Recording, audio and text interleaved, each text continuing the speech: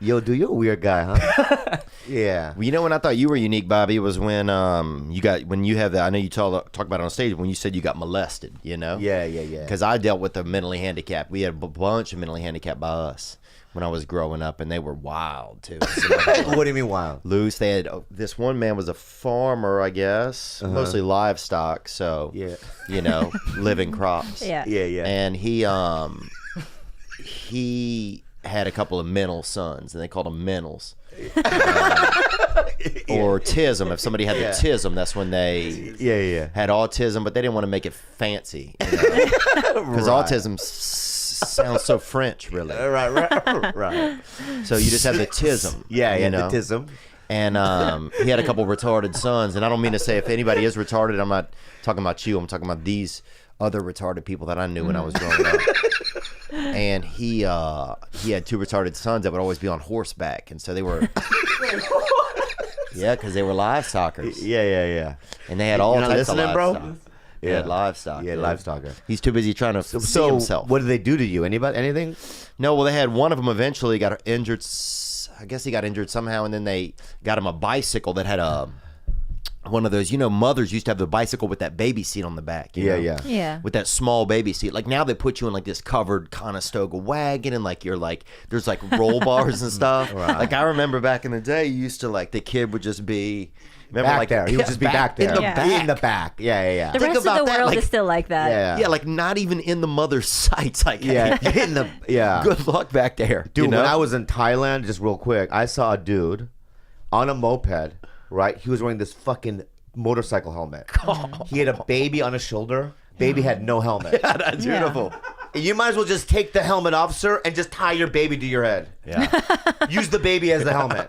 Right? I mean... Yeah, dude. That's fate practice right there, dude.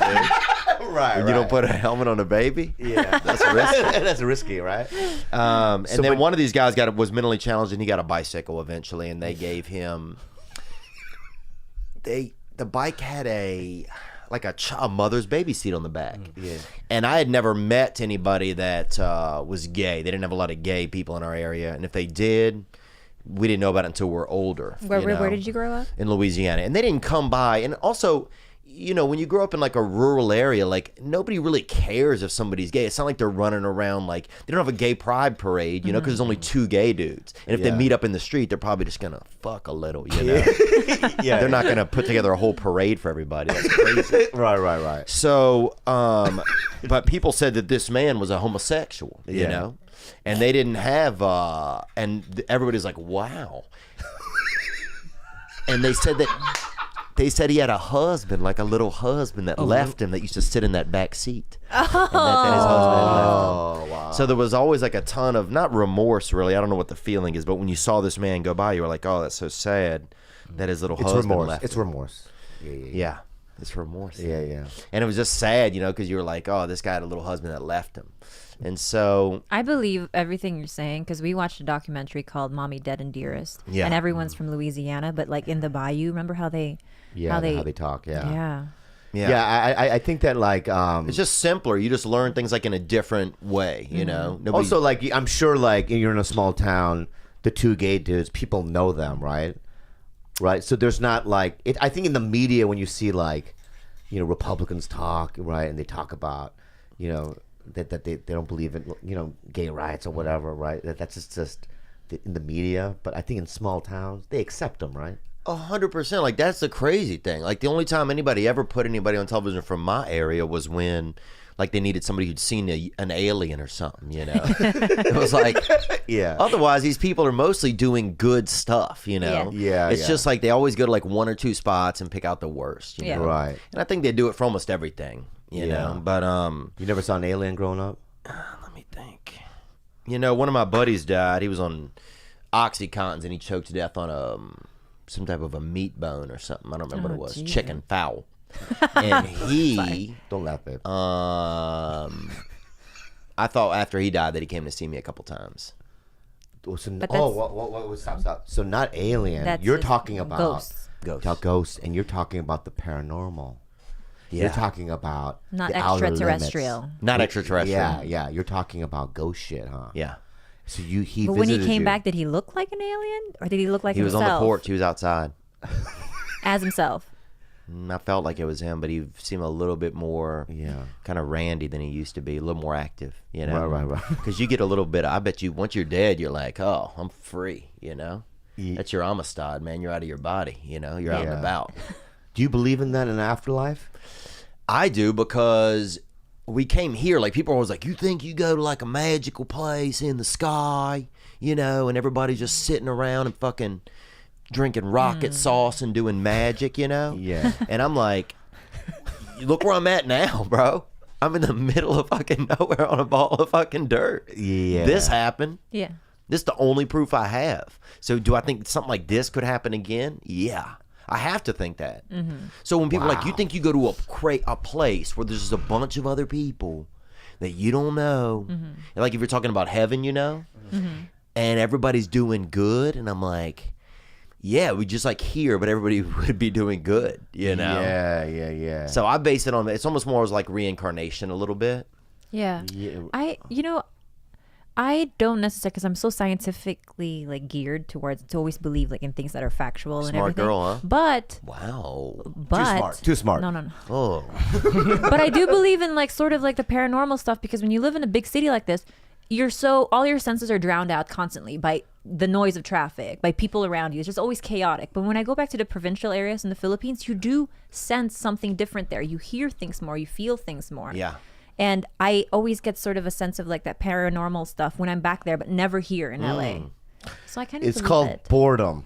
No, it's not boredom. You think That's so, what it's Bobby? called. Yeah. You think ghosts come from Here. boredom? I wake up. No, this is what happens. LA, I wake up. Oh, fuck. I got to go here. I got to go to Starbucks. I got to go to the iPad store, get my thing screen fixed. You know what I mean? And then I'm going to go see Joe, some friend. Yeah. Works at a fucking vape store. Yeah. Right? And then you go to an A meeting. Then I got 2 shows to do. Yeah. You got shit to do. Over there, you wake up. There's nothing to do. Oh, I see a ghost. Yeah. I see it. You see what I'm saying? Yeah, it's like something like, oh, what are we going to do today? Oh, Right. see a There's ghost. nothing to do. Right, exactly. There's nothing to do. Yeah. It's your mind. And right? Am I not right, babe, or no? No.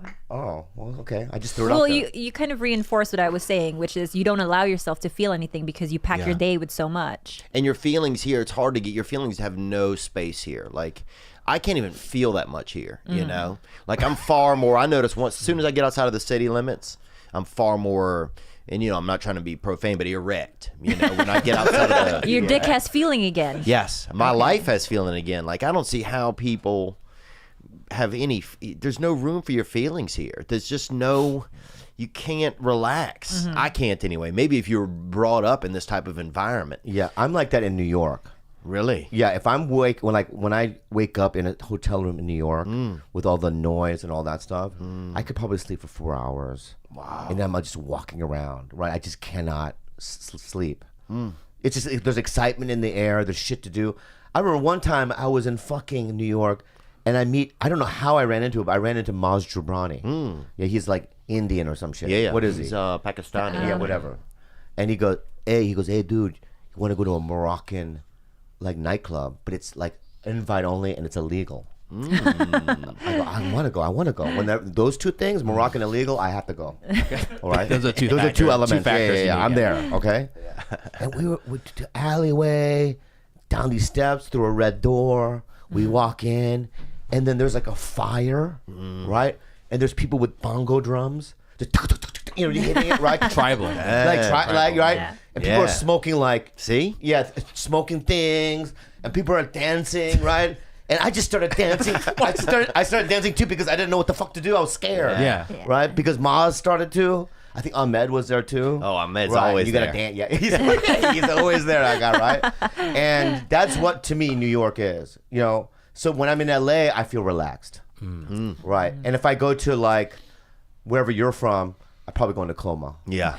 Yeah, I'll probably go into coma and never wake up again.